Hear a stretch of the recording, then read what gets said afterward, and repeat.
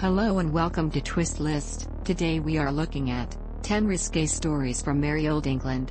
Britain has always had something of a reputation as being a bit stuffy. A closer look at some centuries-old history shows that they were really anything but, and some of the stories that have gotten inconveniently left out of our typical history books are enough to make almost anyone today blush. At number 10 we have the Great Bed of Ware. The Great Bed of Ware was originally built sometime around 1590, and it was first installed in an inn in the town of Ware. The first record we have of it is in the travel records of a German prince who stayed at the inn, which had gotten quite a name for itself thanks to its massive, four-poster bed. The bed was so well known for a very obvious reason that Shakespeare even used it as a rather tongue-in-cheek way to describe something of a huge size.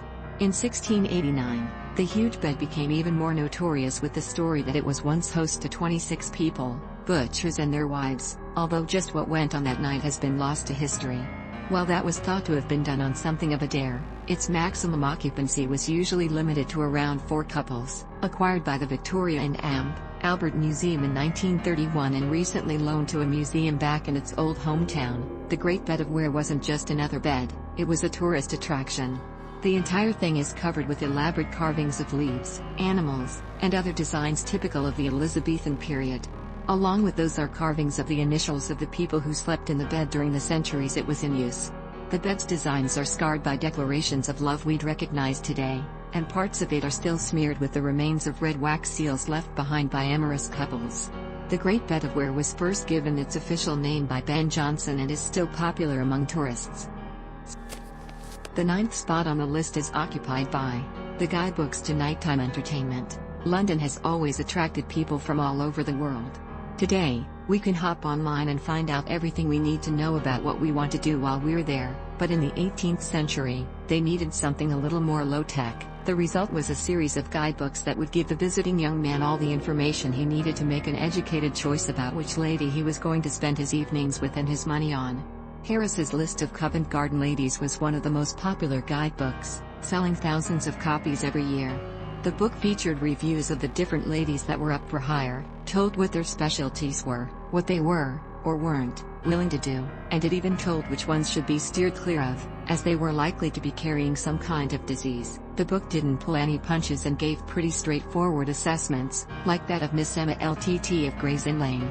The book stated that she was very attractive, until she spoke, at which point she pours forth such a torrent of blackguardism that shall destroy every attracting feature.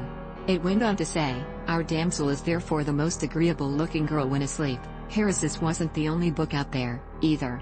There was also Swell's Night Guides, which described the best places to find prostitutes, as well as reviews of pubs and nightclubs, and it also gave the addresses for introducing houses, which were usually labeled as something more innocent for the uninitiated. Behind the sign for the dressmaker or the doctor were houses where the lonely could knock on the door and be matched with a woman for the night. And, if that wasn't your thing, the book also specified which clubs would allow you behind the scenes to meet the dancing girls. Unfortunately, there aren't many copies of the books left. They were meant to be used, after all, not saved. Number 8 on our list is Elizabeth Needham. While the term risque might have a certain connotation, it definitely doesn't always mean the stories have a happy ending. One of the most famous, or infamous, brothel madams of the 18th century was Elizabeth Needham. While most respectable brothel owners and prostitute keepers valued experience, Mother Needham valued something else: virginity. Her preferred method of recruitment turned into something that was universally disdained once it came to light. She'd scope out all the coaches that were bringing in young girls who had come to London to seek their fame and fortune, and she would approach them with an innocent offer of work. It was only when she had taken her pick of the prettiest girls and returned them to her brothel that she revealed what she really did, and there's no doubt that quite a few girls found their innocence ending thanks to Mother Needham. Needham catered to a certain class of people that included members of the military and of the aristocracy. But when it was decided that London was due for a spring cleaning in 1731, her brothel was raided. Mother Needham was arrested and ordered to spend 2 sentences standing in the pillory of Park Place. She only made it to 1.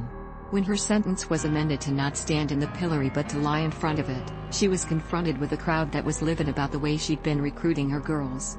It was a crowd that was also armed with bricks and rocks. She was stoned, and she died of her injuries on May 3, 1731. At number 7 we have one of the first comics, Mother Needham was also the inspiration for what became one of the first examples of a story told in pictures, the early comic strip. The 1730s marked something of a turning point in the way in which prostitutes were viewed in London.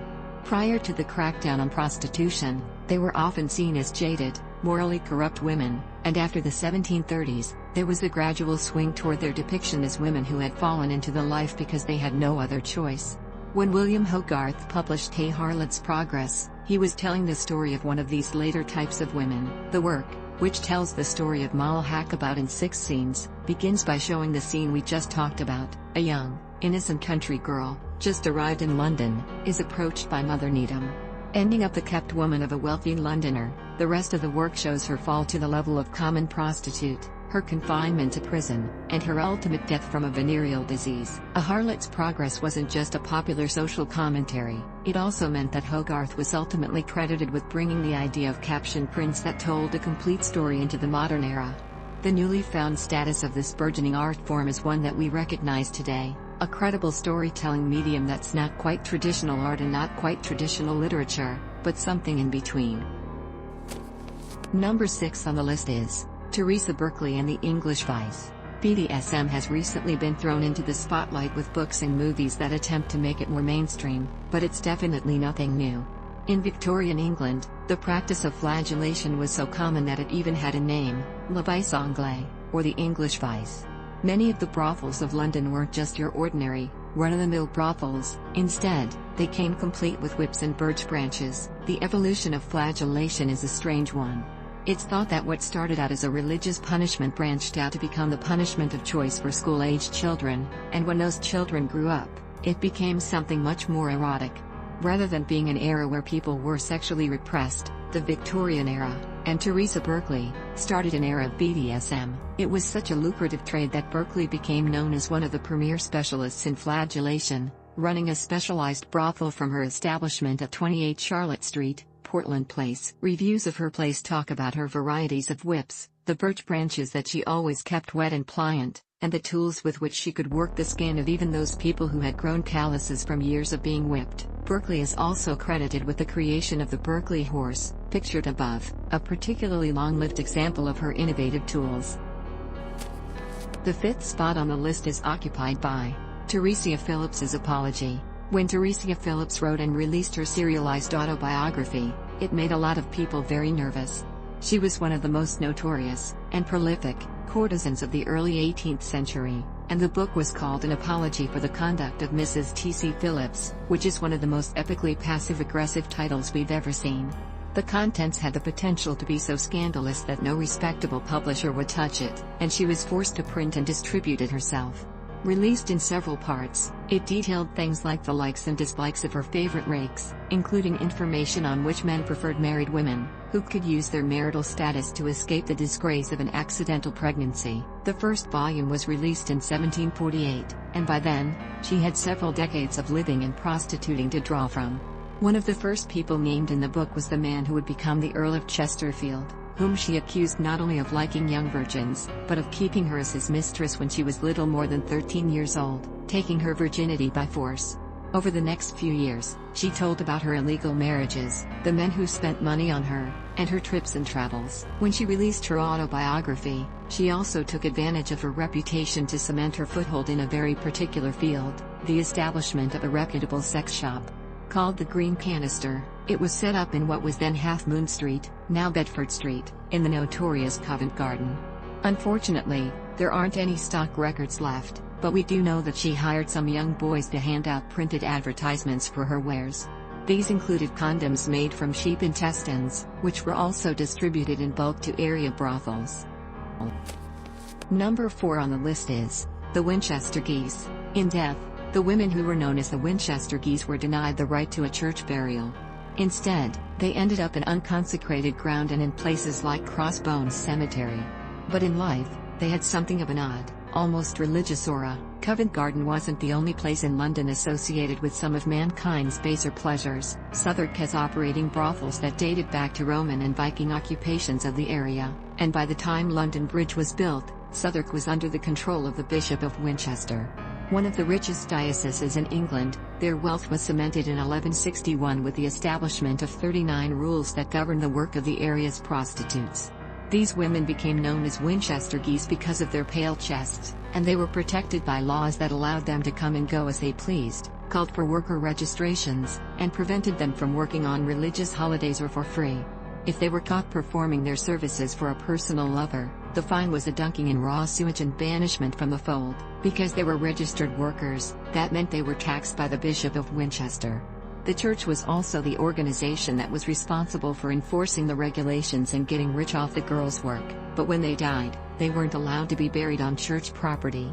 The result was something only a little less formal than a mass grave, but bizarrely, not all the names of the women buried there have been forgotten. Recently, excavations have been going on at cemeteries like Crossbones, and in 2010, the remains of a young woman who died around the age of 19 from advanced syphilis were identified as belonging to Elizabeth Mitchell, who was admitted to the nearby St. Thomas's Hospital in 1851 and died on August 22. At the third place we have the floating brothel. At the end of the 18th century, Britain had started shipping its undesirables off to Australia. In July 1789, the Lady Julian was loaded with around 240 of Britain's female convicts. Ranging in age from 11 to 68, the women were sent abroad with the hopes that they would help populate the new colony. It wasn't long before things went exactly as you might expect. Most of the women had been in jail for crimes that were then capital offenses, which meant that many were in for nothing more than shoplifting. Once on board and out at sea, the steward of the ship broke their chains and enslaved them in a completely different way. Every crewman on the ship was allowed to take a wife from among the lot. John Nichol, the steward, claimed a girl named Sarah Whitelam for his own. She had been convicted of petty theft. The only record we actually have about what went on during the journey comes from Nichol's own memoirs, and it's pretty dire stuff. Every time the ship docked at a new port, including Rio de Janeiro and the Canary Islands, they opened the doors and had the women ply their trade. Nichols was thought to have acted as a facilitator, heading out into the city and to other ships to let them know that there were women waiting for sailors that had been out to sea for way too long. We know that there were at least a handful of berths on the ship, but we don't have a lot of names. Whitelam was one of those who gave birth, and weirdly, it was deemed one of the only ways for the women condemned to the life of a pioneer to make enough money to have a chance at something more. At the second spot is Hollands Leaker. Sadly, a lot of the details of Hollands Leaker have been lost, but what we do know is pretty epic. The brothel was one of the most famous brothels of Bankside, run by an enterprising madam named Elizabeth Holland. Far from your ordinary establishment, it was a former manor house completely surrounded by a moat and accessible only via a drawbridge, a feature that would eventually prove useful. The term leaguer refers to a military camp, although the brothel was probably only given the name during the winter of 1631 to 1632, when it withstood a famous siege. Local law enforcement had arrived to shut the brothel down and evict the residents, probably after a new landlord purchased the lease. But Elizabeth Holland lured the soldiers onto the drawbridge and then dropped it beneath them, depositing them in the moat. According to the most popular version of the story, they not only ended up taking an impromptu swim, but the women of the brothel took the opportunity to empty all of their chamber pots onto them. Naturally, the authorities weren't pleased, and Elizabeth Holland was summoned before the infamous Court of Star Chamber. Prudently, she seems to have decided to skip town instead. Shortly afterward, the residents of the brothel started a successful petition to get government protection from rioting apprentices who plagued the area every Shrove Tuesday. As part of the petition, they swore that Elizabeth Holland had vanished 6 weeks ago and nobody had seen her since. Since there is no record of a trial, we can conclude that Elizabeth successfully escaped the long arm of the law. Perhaps she even returned to London and appears in the historical records under a different name. And finally, at number 1, Nell Gwyn in Orange Mall. While the vast majority of England's prostitutes had incredibly hard lives and died young, Nell Gwyn's story is proof that it's all about getting noticed by the right people. For the young, low-born girl, it all started when she was selling oranges at Drury Lane. Mary Meggs, otherwise known as Orange Mall, was in charge of concessions for some of the most highly visible theaters of the area and would employ a handful of girls to sell oranges. While they certainly did sell fruits and candies to theatergoers, they did much more than that, too. They were often the go-between when wealthy theater patrons needed a way to get messages back to the actresses who had caught their eye. While Orange Mall had troubles that kept her in and out of court, Nell soon caught the eye of actor Charles Hart. It wasn't long before the little orange seller had become his mistress, and he recognized her for her talents on stage as well as backstage. By the time she was passed along to Charles Sackville, Lord Buckhurst, Hart had become known affectionately as Charles I. Buckhurst became Charles II, and her Charles III? The real King Charles II. Nell was one of at least a dozen of the king's mistresses, but she had a trait that the others didn't: the public liked her. By the time she retired from the stage, she was pregnant with the king's child, whom she managed to acquire a title for in spite of never having one herself. Her methods were simple and straightforward. Whenever the king was around, she'd refer to the boy as, "You little bastard." Needless to say, Charles was a little horrified at this completely accurate name for his son, who was given the title of the Duke of St. Albans. Nell would only outlive the king by a few years, but she also never forgot where she came from. She's now credited with a plaque in Hereford that names her as the founder of the Chelsea Hospital. Thanks for watching. If you enjoyed this video and would like to see more, then please hit the subscribe button.